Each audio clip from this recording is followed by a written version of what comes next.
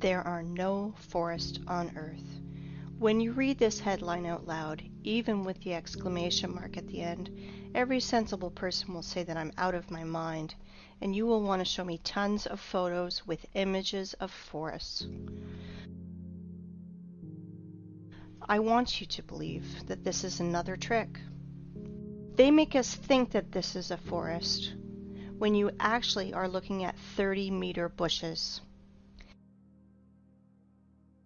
This is total bullshit and nonsense, you will say to me. Of course we know what forests look like, because we've all walked in them. Well, I expect that's how you will react, and that's fair. But after watching this video, its headline won't seem so strange to you, because you will reverse your concept of forests by 360 degrees. And now, first things first. We will begin with a well-known picture. Children see 9 dolphins on it, but adults see 2 lovers. A huge difference, don't you think? Try to see dolphins on it and see how hard it is.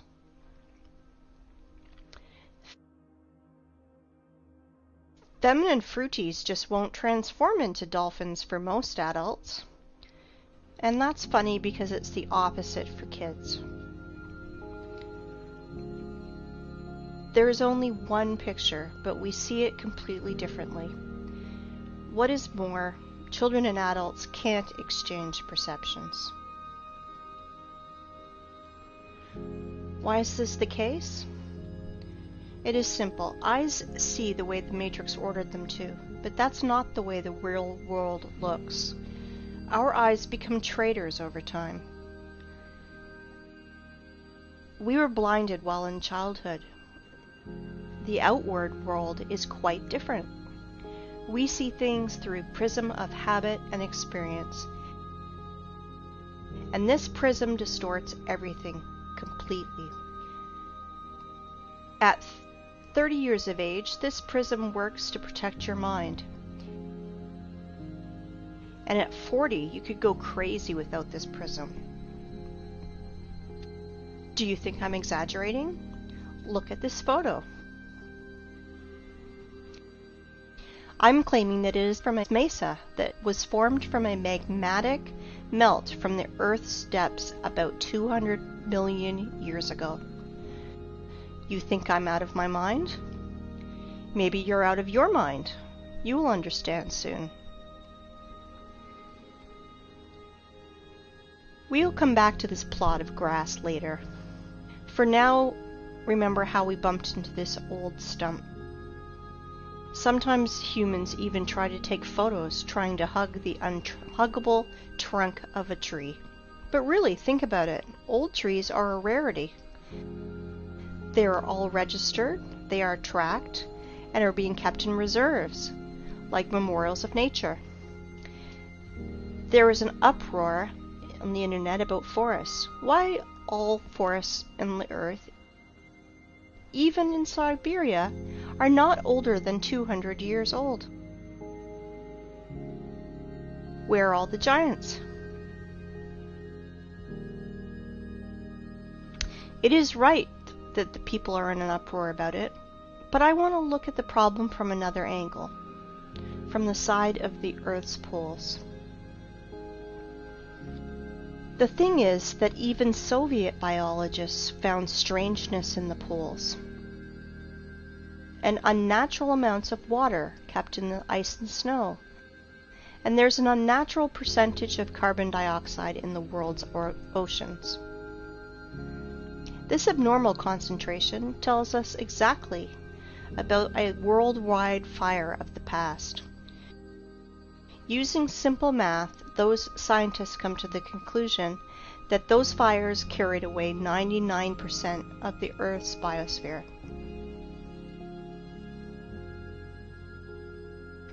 We all know that living cells consist of hydrogen and carbon, so the ice on the poles are made mostly from water, from burned organisms.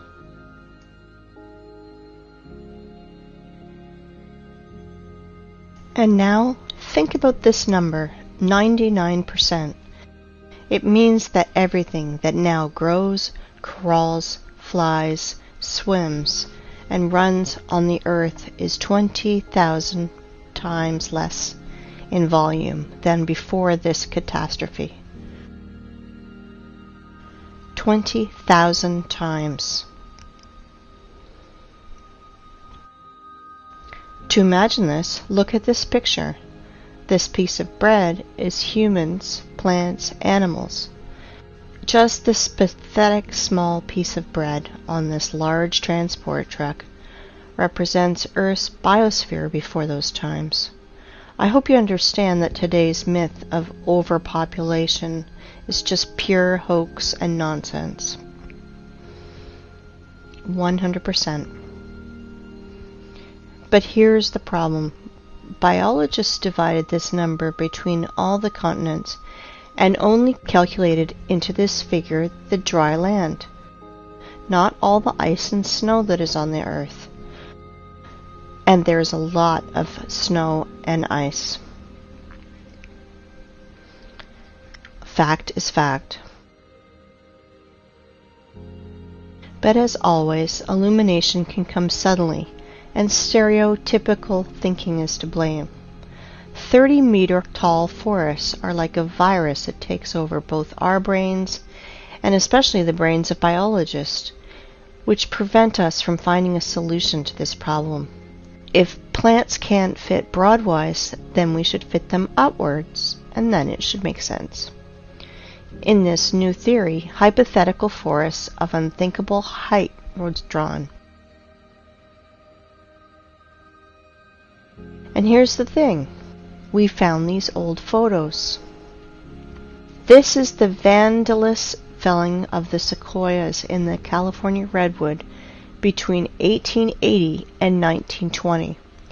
These trees miraculously survived the planet's bombardment in 1816. Just imagine how many years this tree needs to grow to these sizes. Then these terrible men come with saws and axes.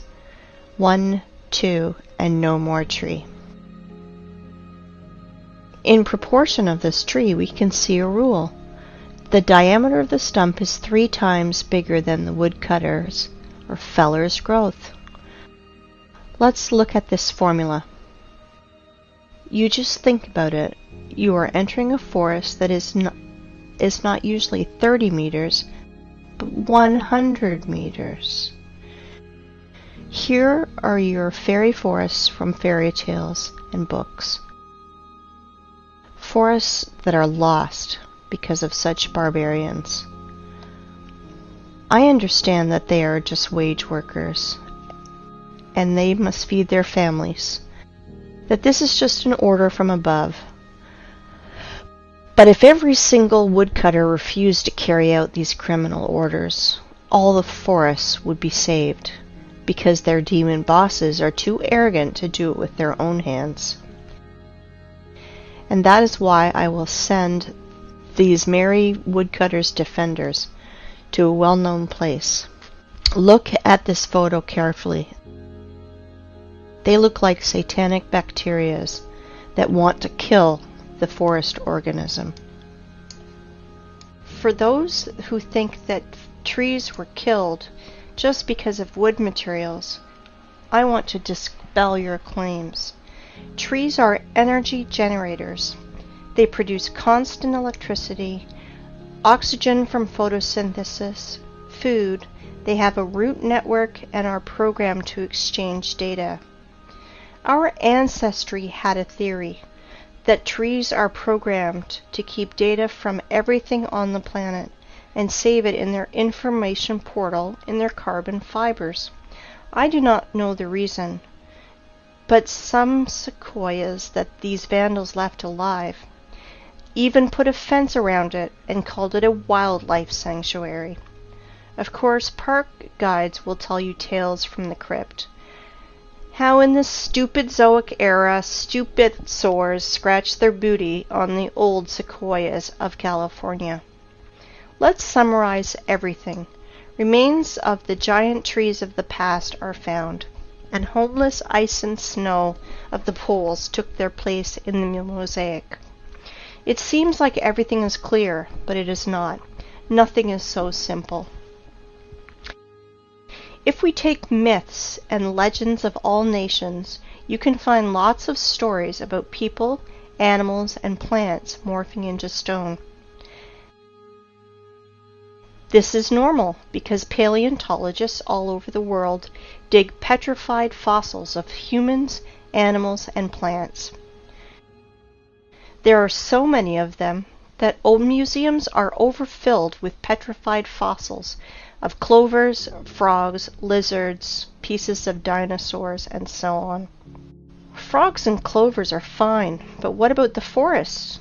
Guys, where are the trees? Old sequoias of California do not fit here because they are made of carbon. It means they are not related to the Silicon era. Why do I know this? First off, they were cut and sawed by standard instruments. All axes and saws would break if they had to cut silicon. So where are the silicon trees, if those giants from carbon are not related to the Silicon era? Guess what? They were found. Guess where? In the same North America, in Arizona to be precise. Ah, this zone of the Aryans. There are so many things going on there. The giant quarry that is now called the Grand Canyon. Like one person under the nickname Wake Up Human said, it is an apogee of the cynicism to name quarry waste as a national park. It is not a national park. It is just a quarry. And think what the ancient Russian word's root kolo is doing in the opposite part of the world. And the root ra, I won't even mention. Here is the city of Aryans, from which left only the vortex that made Hooligan meteorite 50,000 years ago. That's how Wikipedia is telling us this total bullshit. Oh, and by the way, here are our silicon trees. I wanted to introduce to you the museum under the open sky. Petrified trees here are just scattered in the desert and also fenced. Everyone today can visit this circus called Petrified Forest National Park. In this park, petrified fossils are not common. They are unique. If turtles and frogs were petrified in pale gray boulders, then this trees morphed into semi-precious stones.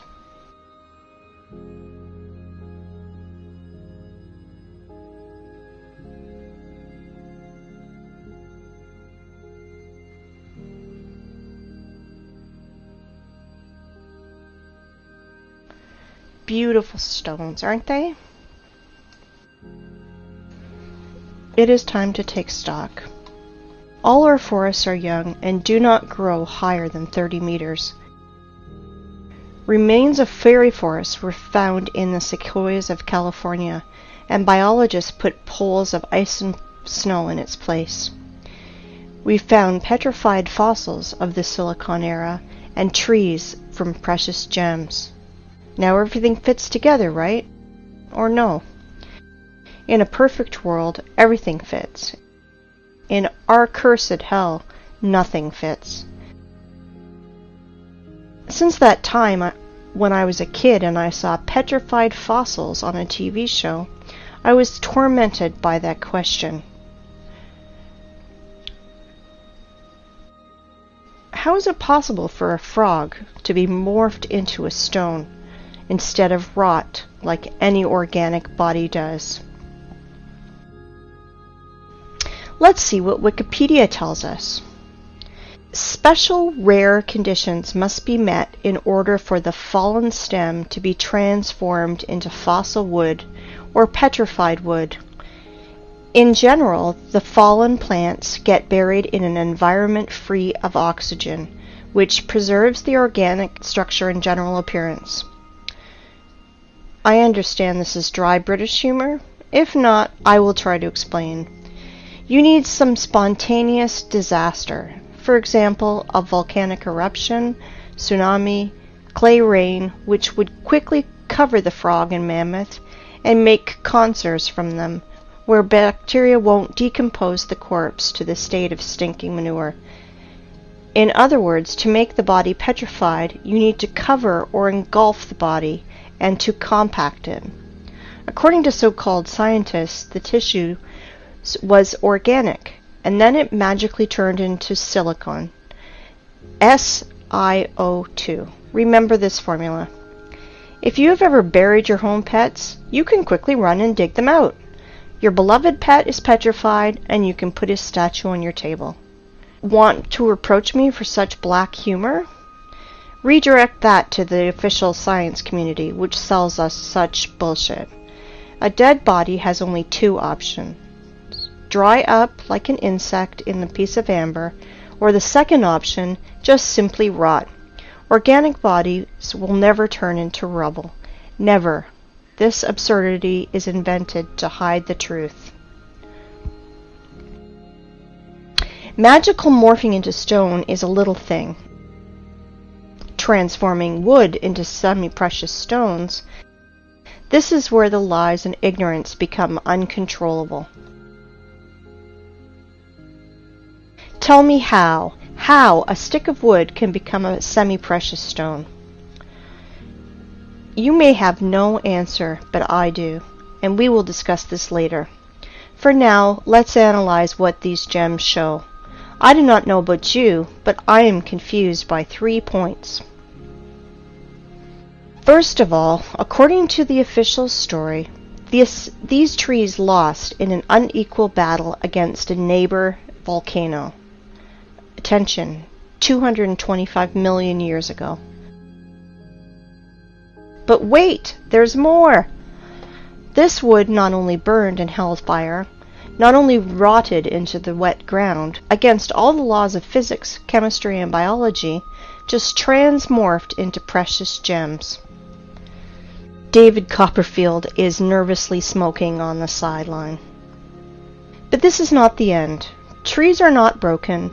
Trees are sawn into even, accurate pieces. Well, I want to know the name of this brand of chainsaw that Aborigines used for this. I am joking, of course, but the conclusion is that this is not a museum, but stage theater. These trees were sawn and brought here by someone. You know, only a true fool would believe in the magical transformation of wood into precious stones and gems. Here's another question. For what purpose did they make this circus with all these scattered pieces of silicon life form? And did you pay attention to how small these silicon trees are? They are incomparable, even with the sequoias of California. But this one is simple. They are not trees. They are trees' branches, giant silicon trees. And these trees were so big that American sequoias near them look like sticks near the baobab. And while tourists are freaking out over these precious gems, no one is paying attention to the background because everything is hidden in plain sight. To understand what I'm talking about, let's return to our favorite plot of grass. And I want to ask you, what do you see? A tree stump in the daisies? But I continue. This is mesa that was formed from the magmatic melt from the Earth's depths about 200 million years ago. Do not believe me? And now? Let me introduce to you, this is Devil's Tower, mesa, or so-called laccolith, that was formed from a magmatic melt from the Earth's depths about 200 million years ago. At least that's what Wikipedia tells us. And billions of people believe that this is mesa, laccolith, or a mountain. Really? Let's come closer to our tree stump. to look at his fantastically inexplicable columns. Let's look in the Wikipedia ones again. Igneous rock is formed through the cooling and solidification of magma or lava. Really? What a smart magmatic melt! It's just stood still and froze in the appearance of a perfect hexagonal column for 300 meters in the sky. You can synchronize your instruments with these miraculous columns. Were they squeezed out of cream injector, then tied in a bun like a broom, and then a big giant fan blew near to help the columns to curdle faster? Maybe the columns of Parthenon or Isaac's Cathedral were built in the same way. Gentlemen scientists, are you out of your mind writing this garbage? Humans, are you out of your mind believing this garbage? Claiming that this geometrical masterpiece appeared as the result of a lava fountain is the same bullshit as claiming that a racing car appears on the track because of an explosion at a Ferrari factory. Have you ever seen what a fountain of lava looks like? In those times, lava had artificial intelligence. Really? Comparative analysis. All columns are hexagonal. Why exactly hexagonal? Because the universe's masterpieces are built in this form. There are no snowflakes exactly the same, but all of them are in a perfect hexagonal shape. Bees, too, without the knowledge of mathematics, correctly identified that the regular hexagon has at least perimeter among all the other shapes of equal area, so you can fill the shape most efficiently. When bees build honeycombs, they instinctively try to make them as roomy as possible and spend as little wax as possible. Hexagonal shape is the most efficient, economical figure for building a honeycomb. Blind sheep cannot understand that our universe is fractal. That is why there is no difference in what scale you study it. In the scale of a mountain or the scale of a tree that everyone has outside their window. And now let's open a botany textbook. Let's find the structure of any plant and let's compare it with our giant stump. We won't go deep into this. We only want facts that fall into our hands from the stump's photos. So it will be useless to try to argue against those facts. I want to introduce you to the cross-section of a stem of flax. Well, gentlemen biologists, are you noticing anything? No? Look, it seems like honeycombs in the middle. Wowzers, and they are all hexagonal. Well, what a coincidence. If we remove skin around this flax, our stump skin is the same. Let's look at the small rocks around it, and guess what? Flax looks exactly like our stump from the bird's eye. They look identical. Exactly.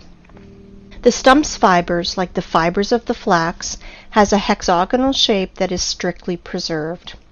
It is geometrical the entire length of the stem, and that is as much as 384 meters. I want you to pay attention. The stump's fibers are even stricter in their proportion, as we learn from the botany textbooks. They are no different for the whole length, but are relative to each other. It is a branch of armature hexagonal cross-section after leaving the metal rolling mill. The fibers are not attached to each other, since they freely exfoliate and fall as the stone erosion goes. Each fiber out of our stump is covered with a thin skin, exactly like fascia, a thin sheath of fibrous tissue enclosing a muscle or other organ. As you see, petrified skin contacting winds and moisture is cracking, exfoliating, and showering, and this is direct evidence that the fibers of the stump consist of at least two components placed inside each other. Fibers do not go into the ground vertically. They gradually bend to transform into the root system like every tree does. As you can see, the official story of spontaneous and accidental solidification of lava is 100% bullshit and falling apart quickly. In 1977, Hollywood made a film called Close Encounters of the Third Kind, with Devil's Tower playing the main role, where we were told 100 times that this is a mountain where we can meet aliens, but this garbage is suitable for fools only. But where were your eyes, gentlemen? Hey, biologists, geologists, paleontologists, are you here? Do you study the world in a welder mask? And now, let's find out the height of the tree, which was a stump one day. Let's use the formula that I mentioned earlier. The diameter of our stump is 300 meters at the base.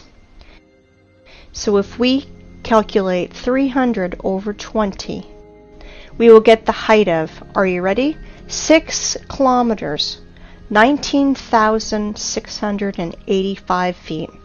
Just think about it. Everything is learned in comparison. I think we can put a big fat dot in here.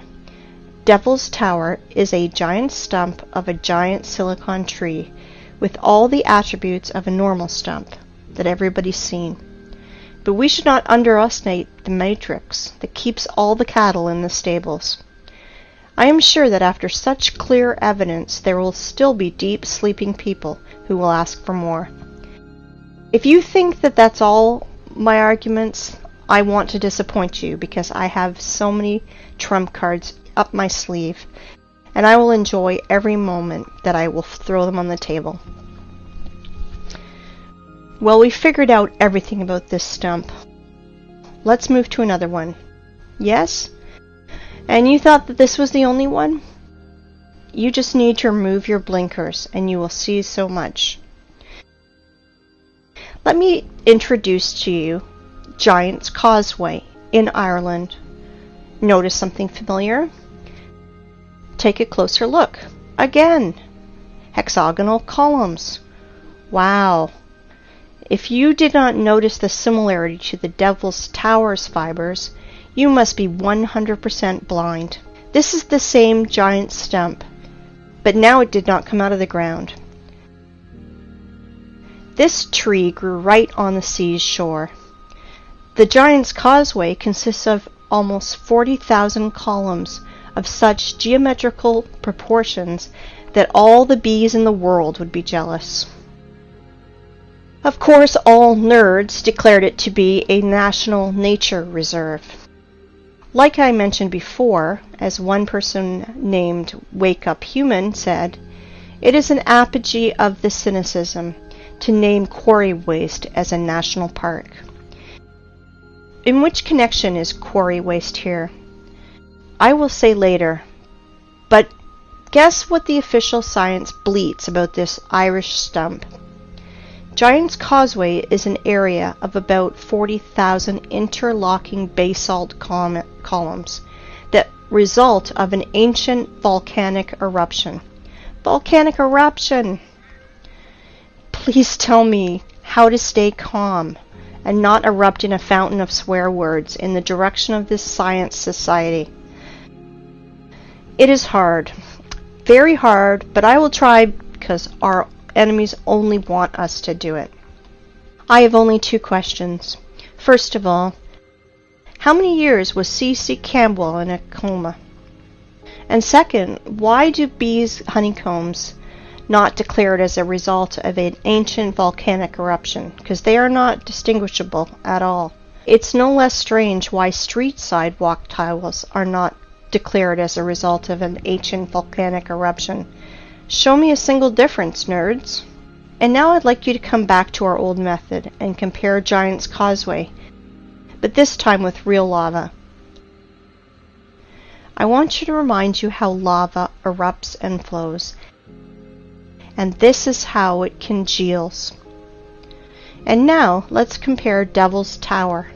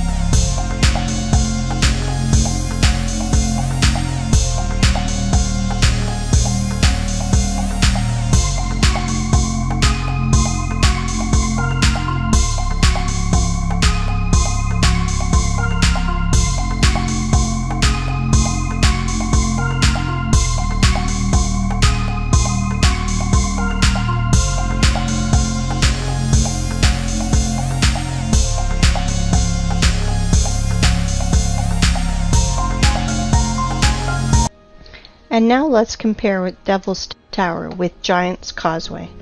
Oh, sorry for my French. I mean, let's compare silicon stump with silicon stump. Somebody still believes in the lava fountain? If I didn't know about giant silicon trees, I'd rather believe in a giant cream injector and a fan, but not in volcano garbage. If you think that these two giant silicon trees are the only thing that I can show you, then you are mistaken. There are loads of them on the planet. The funniest thing is that normal people do not realize that they are stumps. But official science realized that seriously, that they should find out how to hide these trees from people who ask too many questions, and they invented a genius name for these silicon stumps: the basalt cliffs.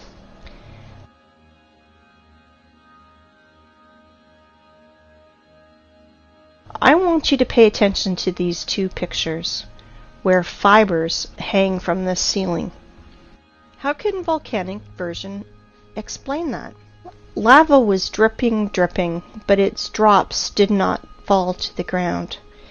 The drops stuck by their hexagonal honeycombs to the major neighbor drops, which somehow reached the ground. Look at this picture. Just an everyday photo with this girl. It's good. But the only thing she does not realize is that she's sitting near the stump of a silicon tree. All artifacts are in plain sight, but the prism of the matrix do not allow us to see 9 dolphins. There are tons of silicon stumps in the network. You can research this topic yourself. Google will help you. Let's move forward. I want to introduce to you one more hexagonal miracle of the earth that is of silicon nature. I want to introduce you to the biggest salt lake in the world, Salar de Uyuni in Bolivia. As you can see, not everything is so simple as it is written in textbooks and shown on the Discovery Channel. Our tradition wanted to show you what Wikipedia is telling us about these hexagons. But the fibers of silicon stumps, Wikipedia is changing it a bit. About the hexagonal structure of South American Lake, it is keeping silent, like a fish, like there's none of them. But they are there, absolutely there. You won't believe it, but Wikipedia is not the only thing that's silent. After hours of research, I found nothing about this hexagonal structure. And only in one place I found a single phrase, like, "Look, how interesting this dried and cracked salt." And then I fell into a stupor. First of all, under the blazing sun's rays, every surface cracks like this. But not in hexagonal shape, like honeycombs. Secondly, cracks are deepenings between the fragments of surface, but I see elevations. And this is opposite to the cracks. It looks more like fiber fascia, like the silicon stumps one. And the third thing, why is all the salt surface in exactly a hexagonal shape? If the official story is not a sensible explanation, let me tell you my opinion. As Wake Up Human says, there are no salt lakes, just sludge settling tanks. I agree with him, but this is not the case. And here's why. I think that you've already realized that honeycomb's hexagonal shape is an attribute that belongs exclusively to living organisms. Either is the possession of a queen bee, snowflake structure, or plant's fiber. As we see with our own eyes, Salar do Uyuni is not just a giant layer of salt. It was a living being of the silicone form of life, which was scraped out by the adepts of technocracy, by their machines. Now you understand how far we are from reality? If we can't even imagine a giant tree, then how can we imagine a creature from salt, 10,000 kilometers wide? Then the height is impossible to imagine.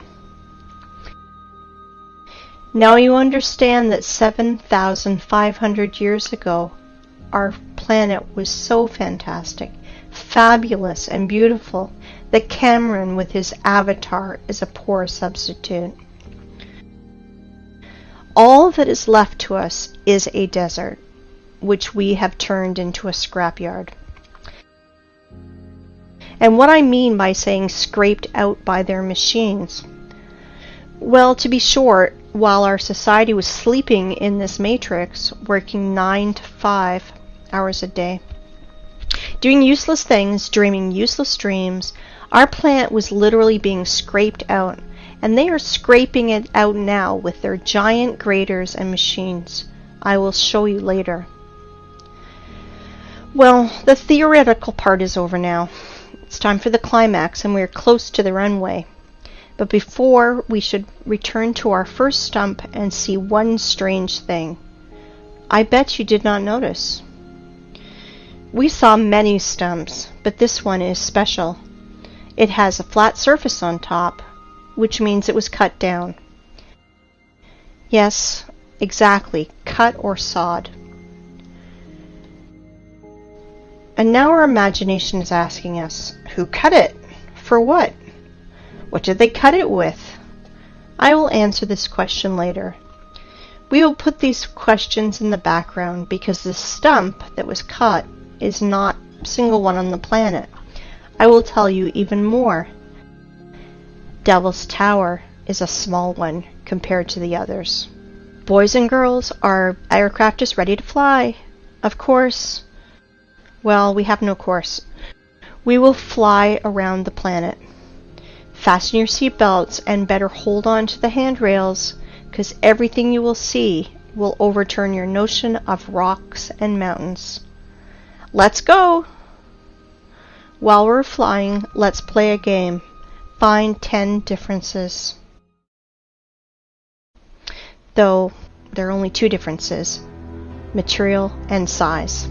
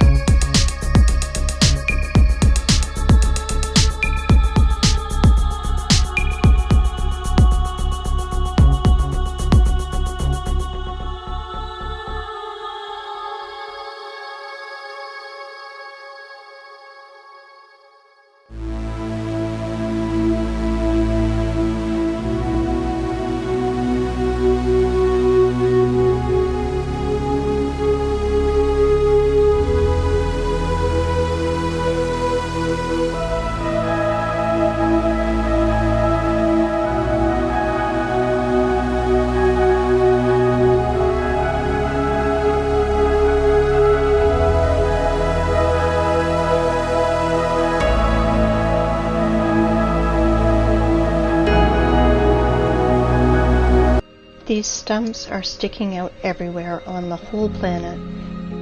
There are hundreds of them. Scientists call them mesas, which means table in Spanish, because they have a flat peak, flat as a table. Well, cool, stumps. And now let's remember the beginning of our conversation.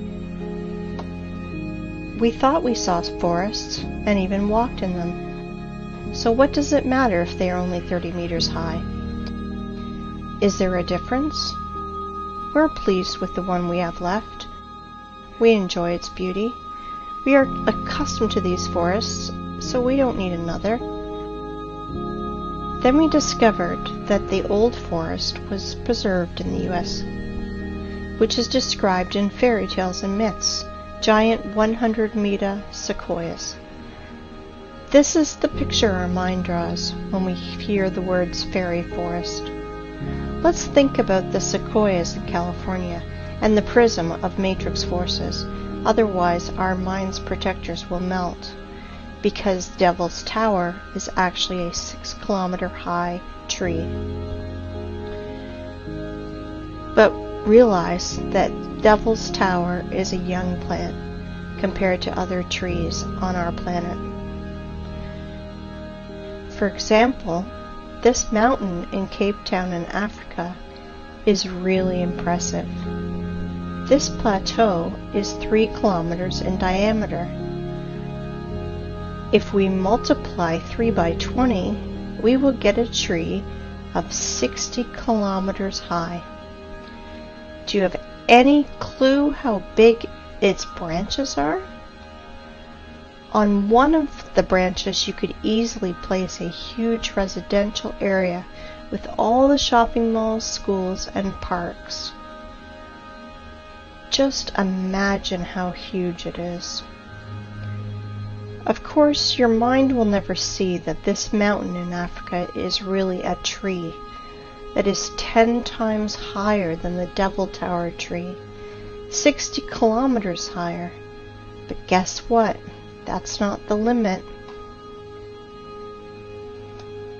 In the work of Russian scientist and poet Alexander Sergeyevich Pushkin, we can read about giant fairy oaks that was on the Bayan Island near Lokomori, and we now believe has been killed by our government. That oak was supposed to be at the center of the earth and was some 100 kilometers high. Not sure how high, but for sure higher than the Cape Town one. This oak was the biggest plant on Earth. Remember in the beginning I mentioned our prism of the mind that helps to preserve it but distorts reality? Ask any person to show you trees on the right photo, and he will immediately put his finger on the green on the ground. Without noticing that it's only pathetic bushes, it looks more like moss in comparison to this size. But definitely not a forest. Now you understand why we can't find 9 dolphins? But do not dwell on fish and stumps. Once again, I urge you to think in planetary sizes. If instead of dolphins and stumps, we see lovers and mountains, imagine what is hidden from us with a curtain. That is why the apocalypse is translated as curtain opening. Do you understand now why I mentioned this matrix prism in the beginning? Through which we are looking, and it turned out that we see nothing. The real world is different. I can call today's state of society a real dream, and the sad part is it is not figurative. You know, in the Russian language, the word tree is spelled D-E-R-E-V-O, de-re-vo.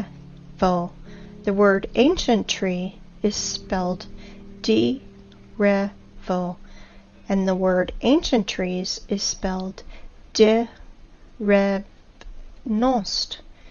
It means in Russian language, the language of the Aryans, time, when giant old trees grew.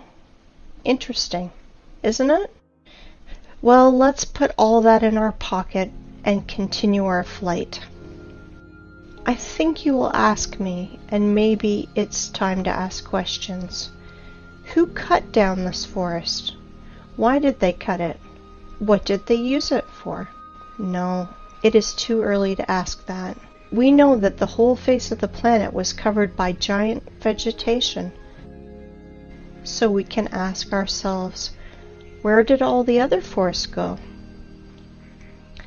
The thing is that this so-called mesa are just single ones, because only the best were chosen for cutting. Whole other forests of the planet were laid down by blast waves. We reviewed only stumps with flat peaks. Does anyone remember how not cut but actually broken trees look like? I will remind you. Understand my hint? Let's play the game again. Find 10 differences.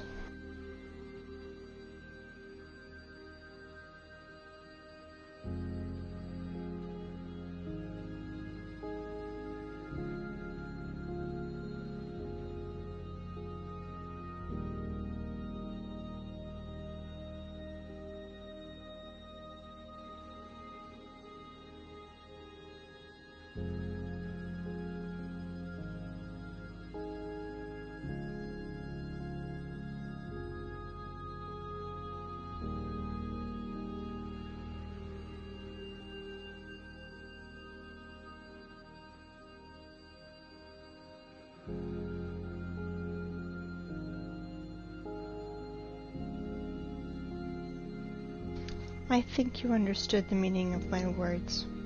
So I want you to look at the highest stumps of our planet.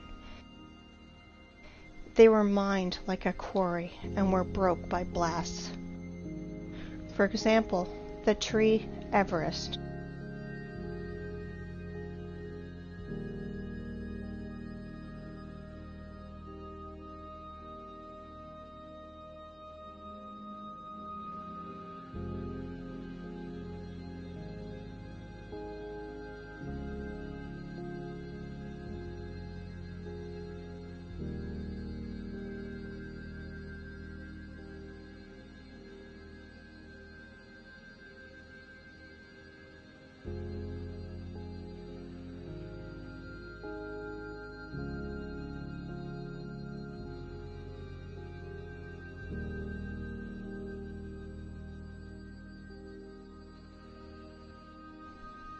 Have you already guessed? There are no such things as rocks on our planet. They are all just pieces of broken stumps. You can look at millions of photos, but the only thing that you will find is corpses of our true environment. How official science explains our origin of rocks, I think you guessed too. Now you understand why we are so charmed by rock? Why are all elite properties placed between rocks? Why the most clean materials for construction are pieces of rock? Because even if they are dead, they still emit powerful energy for us, mortal carbon human beings. Stone is a bridge between silicon and carbon life forms. And now, the important thing you must learn is how to distinguish rocks from mountains. They are completely different things. Rocks consist of solid pieces of ragged stone with fragments of fibers that reach to the sky. But mountain is just a pile of loose waste, which were brought on by giant machines. It has almost perfect cone shape, like every loose structure does. Sometimes those piles have chemical waste inside And sometimes those wastes react with each other, and sometimes they burn, and sometimes explode. And then nerds in white coats scream that they invented a new volcano, and will immediately tell you stories from the crypt. How 200 million years ago this volcano formed those silicon stumps, and explain the origin of our street sidewalk tiles as a result of an ancient volcanic eruption. That is why there's no such thing as volcanoes, rocks, and mountains on our planet. You can throw out these terms from your vocabulary. Okay, let's fly further. So from our window you saw that absolutely all the rocks on our planet are just corpses of the silicon form of life. They are all fallen trees, you want to ask? No, not all of them have hexagonal structure like the Devil's Tower. Some of these rocks have lamellar structure or spongy structure, like our mushrooms do. Like liver is different from our heart or our lung, so our ancient world was so diverse that we can't identify or even imagine lots of species structure like our mushrooms do. Like liver is different from our heart or lung, so our ancient world was so diverse that we can't identify or even imagine lots of species and subspecies. Let me introduce this theme was covered in detail by Pavel Ulyanov. His YouTube name is Wake Up Humans. He did revolutionary work in the theme of geology and bucket wheel excavations work. Let me introduce to you this giant cuttlefish, which is a Badger 288, one of the world's biggest rotor excavators. And this is how those machines work. They crawl on its wheel parallel to the quarry wall. Giant wheels with ladles scratch at rock and ground, leaving concave wall.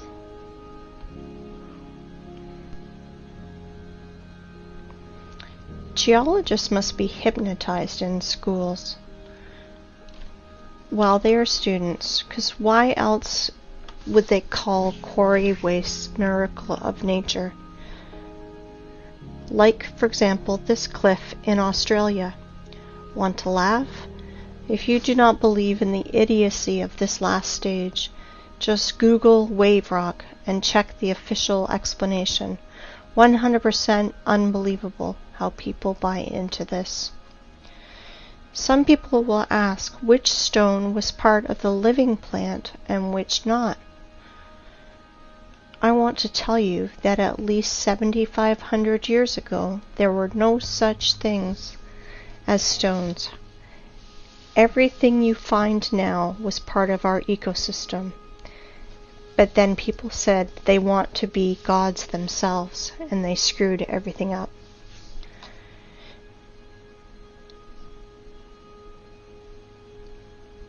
I want to ask you, open your minds. They live, we sleep. But they not only live, they're also killing our planet. They are doing it right now, while you are watching this. Wake up, humans. You must review all the instruction they gave you in elementary school, middle school, high school. History, geography, geology. Open your mind. I want you to look at these photos. Today we have lots of artifacts which we can't repeat because of certain conditions as the lack of technology, lack of equipment, or specialists, and which are evidence that our civilization is 200 years ago, and before that compared to us was way more developed, and today's society are just kids in the sandbox. Here are some examples. Bubbleovo Bath, 1784 to 1820. Here is what this man that was near it tells us. Sorry for my language, but they are telling us absolute bullshit. That somehow the master made it for 7 years and polished it every day like Papa Carlo. Absolute bullshit. With all my responsibility as a lathe man of 5th level, I declare that this is machine precision. Concave and convex surfaces of this bath, strictly precise, circle on the whole diameter, very accurate spherical surface in the lower part of the bath. Inside the bath on the bottom, the same super accurate concavity of the whole diameter. This product is impossible to do manually, especially to polish. I have the impression that it only yesterday got out of the machine. And the polish is like from Isaac's castle columns. It's impossible to do without high-class and high-speed polishing and grinding instruments. Next one, Alexandrian column, 1834. Weight is 600 tons, 27 meters high, granite. Impossible to do manually without turning this on a lathe machine. This column has the shape of entasis. It's simply impossible to do manually. Third, Peru Ollantaytambo. Polygonal docking of blocks. Weight is 40 to 120 tons.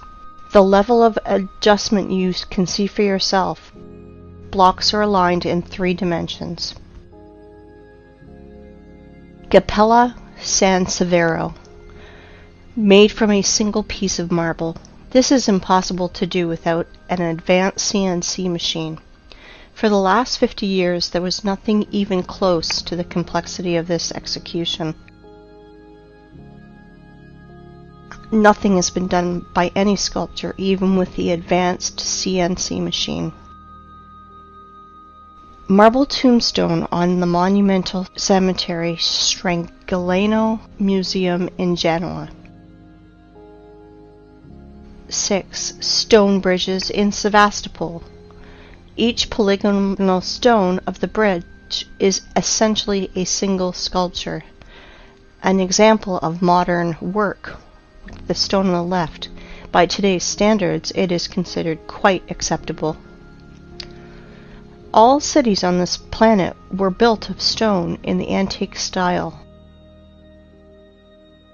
with pre-designed layouts of streets, avenues, embankments, and so on. All cities had a stone bastion wall. The construction volume, which is often equal to the construction volume of the whole city. Somewhere between 1780 and 1815 we experienced nuclear war. And it is likely not the first time in the world, which resulted in a nuclear winter in 1816. A year without summer. The Anglo-Saxons called it 1800 and froze to death.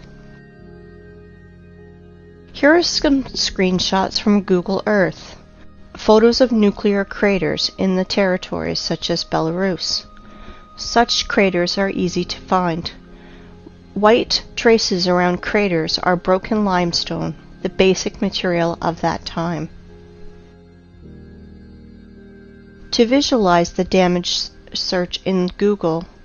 Google Roger Fenton Crimea or James Robertson Crimea and see the pictures. And you will see the photos of these first war photographers that were sent to Crimea in 1853 after the nuclear war to take pictures of the siege of Sevastopol. Compare vegetation then and today. This is an example of a photo of Sevastopol by Fenton. Until the 18th century, houses were built entirely of limestone. for cutting were used advanced machines to make perfect parallelepipeds. Here are some photos of a house in Crimea. All houses in all cities of old USSR are covered in clay for 3 or 4 meters. All houses that are deep in the ground for 3 to 4 meters and have such good quality. It takes 200 years, and during the Soviet era, such masonry of limestone is considered to be very good. This is Eski Kurmen. Illiterate guides will tell you that this is one of the cave cities of Crimea, where people lived. And when I asked about this track, I was told that this track was done by cartwheels of local nobility. And this is another so-called cave city of Crimea. And this is a modern quarry where limestone is mined. This photo is made before the revolution of 1917. You can see that from the limestone is accurately cut segments, the bottom of which runs the railway and where a house stands. And now a very important photo of Inkerman Quarry, the name Champani, made in 1890. You can clearly see cut passageways through the hill, 100 meters in width and 80 meters high. Under the vertical wall we can see small pieces of limestone and limestone crumb that fell off because of working saw machining. In the cut holes we can clearly see houses. Some of these holes are beginning of catacombs, some of which extend for hundreds of kilometers. They conducted a large-scale underground mining of limestone. In the days of the Second World War, in the catacombs were hospitals, warehouses, headquarters, and trucks freely drove in and out of these catacombs. By the way, there are ancient catacombs in any city of the world. Near Odessa, there is a catacomb that is 2,500 kilometers long. Everything they tell us, rocks, canyons, ravines, cliffs, are just nothing more than quarry wastes. And there are very old quarries over there, and many fresh ones. This is a white rock in Belogorsk, near Crimea. It is a limestone quarry. The wall was formed as a result of the cut slope of the hill. Want to see more? Look at this passage from which a huge mass of limestone was taken. They lied to you. And guess what they call it? They call it the Valley, a beautiful wonder of earth. Check this out. This is an old photo from the 19th century. The mound of the vertical walls of limestone chips are not yet overgrown with vegetation. This is an old painting from the year 1855. We can see ancient giant quarry wastes in the background. Are you impressed by the scale of mining in just little Crimea? I want to tell you more. There is no cubic meter of land probably 100 meters deep over the entire earth, which would not have been in its time mined, milled, masticated, and discarded. It is not a planet, but a giant quarry waste pit, where in the most violent and barbaric way the entire periodic table of Mendeleev is extracted. And now, look at these photos and pay attention to the tiered structure of the quarries and mines. The rotor excavated tiered cuts are massive. It is a formed structure with right angles when viewed from above. And now I want to show you the mountains, ridges, gorges, canyons, cliffs, in almost uninhabited ways. Often they are named by the people who discovered them. Are all academics and professors of geology and other science nerds too blind to see it? Mountain on the Kola Peninsula. I do not know the name. Mountains on Antarctica that were only discovered in 1820. Antarctica. Here are even the traces of the heavy machines and equipment. Greenland. Watkins Mountains. Look at the scale of the mining. Greenland. The flight from Frankfurt to Los Angeles. Gunnbjorn. The highest mountain in Greenland. 3,700 meters. No problem. Almost completely gutted. Svalbard, Norway. Aurora Borealis in the background of quarry waste.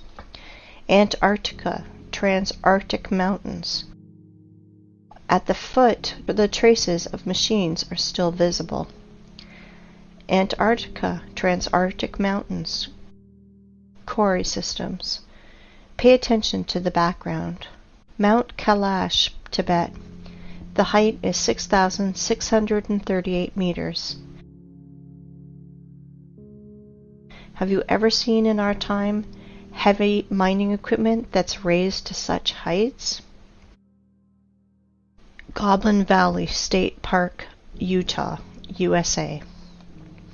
Gloss Mountain State Park, Oklahoma, USA. Grand Canyon, Arizona, USA. It's just a giant quarry, waste, gutted territory.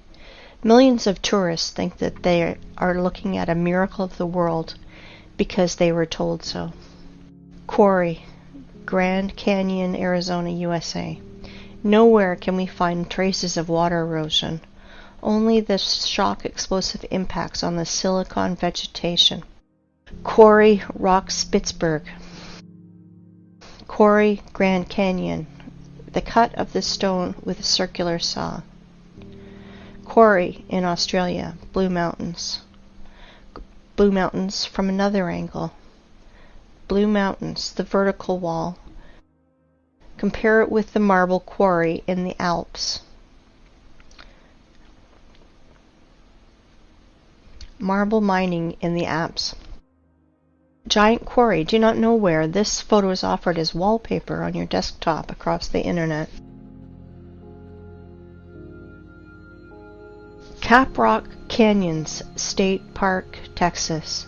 Again, a national park created from exhausted quarry wastes in the USA. In some quarry wastes where there is a lot of moisture, people do farming. Banao rice terraces. Again, Banao rice terraces. And this is Canyon de Chelly Nation Monument, USA.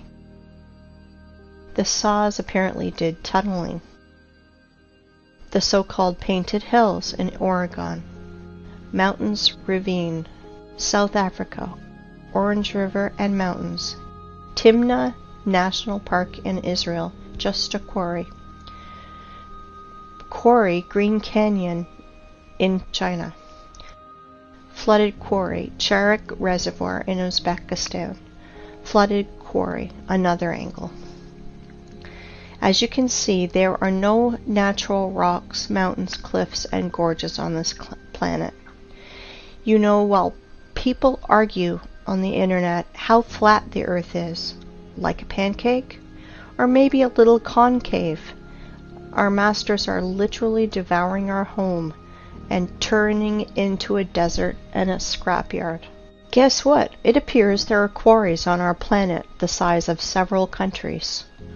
For example, in Tajikistan, Afghanistan, Uzbekistan, Turkmenistan, Kazakhstan, and Iran, there is almost no soil in these parts of the country, because a 100-meter layer of soil and all living things on it was removed. It looks like the Ural Sea and the Caspian Sea are just giant flooded quarries. Yes, all areas in the world that is painted yellow on Google Maps are the bottom of quarry wastes.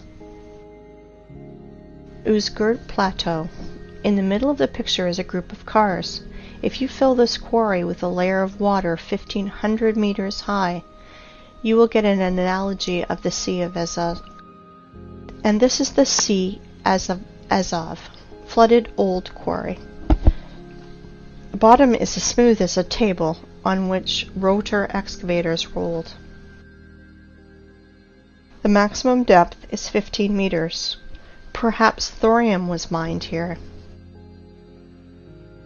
The edge of the Karakum Desert, the area of which is 350,000 kilometers squared. The impression is that planetary reapers worked here. In reality, Kori, for the rest of the population, Canyon Yangakala, the wonder of the world, in Turkmenistan. In reality, Kori, for the population, Plateau Tozber, Kazakhstan. USA Monument Valley, USA. Previously, this area was several hundred meters high, up to the stumps of the silicon trees in the background. Same Monument Valley, USA. Namibia. The desert is the bottom of a quarry. Egypt. The top layer is scraped out with soil and all living things on it, also burnt by nuclear blast. Most part of Australia is cut and scraped almost completely. No soil, only red desert left. Australia, Nigeria, desert. The conclusion is deserts are 100% artificial. They emerged as a result of long-term mining activities. Even more, you can easily safely replace the words canyons, gorges, rocks, ravines, plateaus, mountain lake, and just simple lake in your vocabulary to the words quarry, mine, flooded quarry, flooded mine. Krivobor in Russia. Krivobor in a different angle. In the middle of this island, overgrown with bushes, stood a rotary excavator. Kruitvann in Switzerland, obviously the work of a rotary excavator. Siberia, Annabari Quarry. And now look at this. This is pile of waste rock in Donbass. The height sometimes reaches 300 meters. Inside them are chemical reactions. They burn, and sometimes they even explode when they accumulate excess pressure, and more. Let me introduce to you this pile of waste called Vesuvius in Italy. 1,281 meters high. But science nerds will tell you that this is a volcano because it is burning. Even once it exploded. What a story. How people buy into it is beyond me. And now let's look at the biggest pile of waste called terracons or volcanoes.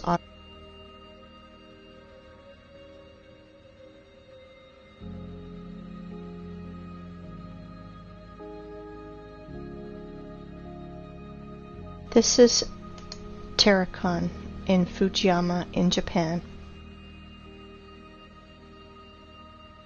People, if you think that our masters lie to you, you are still sleeping. If you think that the earth is flat, you are half awakened. We are on a desert and a giant quarry that we are turning into a scrapyard. Since we can trust no one, maybe it's time we think for ourselves. Really think about what you've been told your whole life and question everything.